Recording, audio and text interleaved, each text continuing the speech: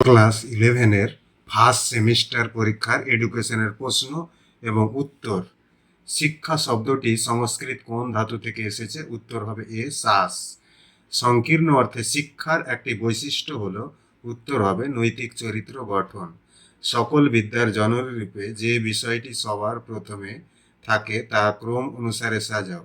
তো অ্যান্সার হবে এ, শিক্ষাবিজ্ঞান, মনোবিজ্ঞান, দর্শন, সমাজবিজ্ঞান। তারপরের প্রশ্ন, শিক্ষার লক্ষ্য সময়ভেদে পরিবর্তনশীল।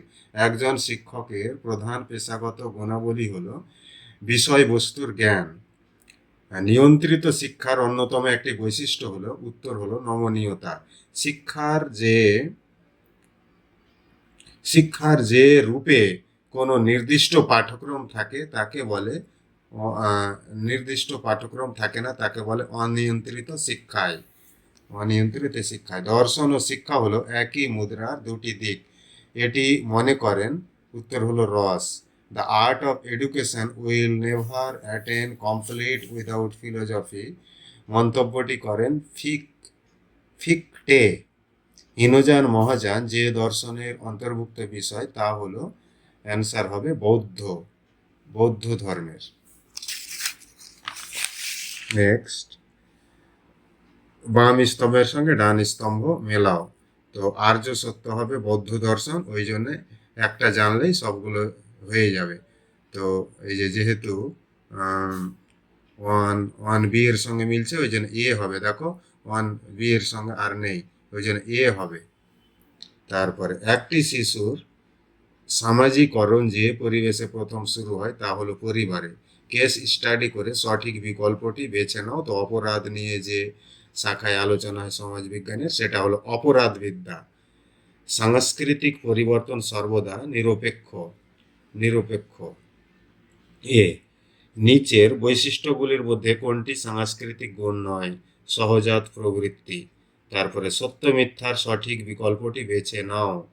তো এটি হবে আদর্শ শিক্ষকের গুণাবলী হলো চারিত্রিক দৃঢ়তা, দায়িত্বশীল, সুদর্শন। তো এটি হবে বি, চারিত্রিক দৃঢ়তা সত্য, দায়িত্বশীল সত্য, কিন্তু সুদর্শন হলেও চলবে, না হলেও চলবে, এটি মিথ্যা।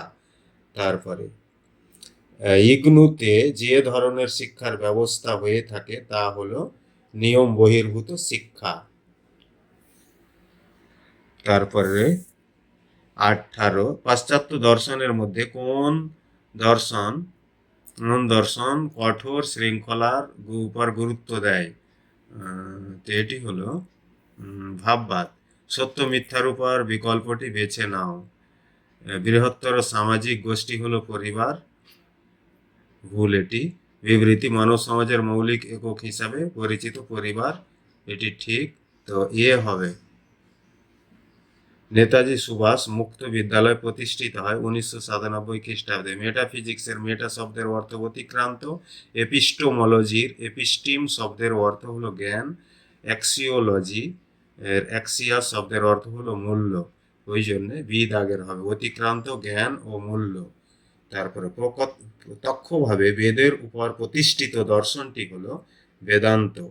কুরিয়ার শব্দের অর্থ হলো দৌড়ের পথ। এ, ওডিএল এর পুরো নাম হলো ওপেন অ্যান্ড ডিস্ট্যান্স লার্নিং। তারপরে বিদ্যালয় সমাজের প্রতিচ্ছবি। FM এর সম্পূর্ণ কথাটি হলো ফ্রিকোয়েন্সি মডিউলেশন। শিক্ষাশ্রয়ী সমাজবিজ্ঞানের জনক কাকে বলা হয়? তো শিক্ষাশ্রয়ী সমাজবিজ্ঞানের জনক হবে কার্ল মার্কস।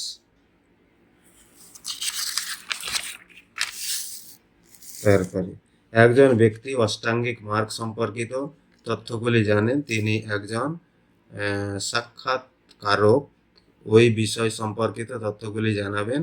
অষ্টাঙ্গিক মার্গ কোন ভারতীয় দর্শনের সাথে যুক্ত? তো অ্যান্সার হলো অষ্টাঙ্গিক মার্গ বৌদ্ধ দর্শন। কোন শিক্ষানীতিতে ডায়েট গঠনের সুপারিশ করা হয়? জাতীয় শিক্ষানীতি 1986। NCT এর পুরো নাম কি? National council for teacher education. কোনটি নয়? না, এই যে এটি national council for teacher education. দৃষ্টিহীনদের জন্য উপযুক্ত গণমাধ্যম হলো বেতার, রেডিও। চোখে দেখতে পায় না কিন্তু শুনতে পায়, বেতার। জনমত গঠনে গুরুত্বপূর্ণ ভূমিকা পালন করে তাকে বলে সংবাদপত্র। বিদ্যালয় শব্দের ইংরাজি প্রতিশব্দ স্কুল শব্দটি এসেছে গ্রিক শব্দ স্কল থেকে। রবীন্দ্র মুক্ত বিদ্যালয় প্রতিষ্ঠিত হয় 1901 সালে, 1901 খ্রিস্টাব্দে।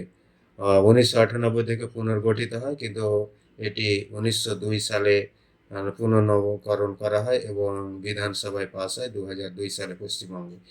CAVEর পুরো নাম হলো central advisory board of education. তারপরে ধর্মীয় প্রতিষ্ঠান হলো অনিয়ন্ত্রিত শিক্ষার মাধ্যম। বৌদ্ধ দর্শনের মূল গ্রন্থ হলো ত্রিপিটক, জ্ঞানপিটক, সূত্রপিটক, এরকম অভিধর্ম পিটক। ইসলামিক শিক্ষা ব্যবস্থায় প্রাথমিক শিক্ষার প্রতিষ্ঠান হলো মক্তব। তারপরে মুক্ত শৃঙ্খলার কথা বলা হয়েছে ভাববাদে। তারপরে শিক্ষামূলক সমাজবিজ্ঞান শিক্ষার কোন দিকটি নিয়ে কাজ করে? উত্তর হবে সমাজ।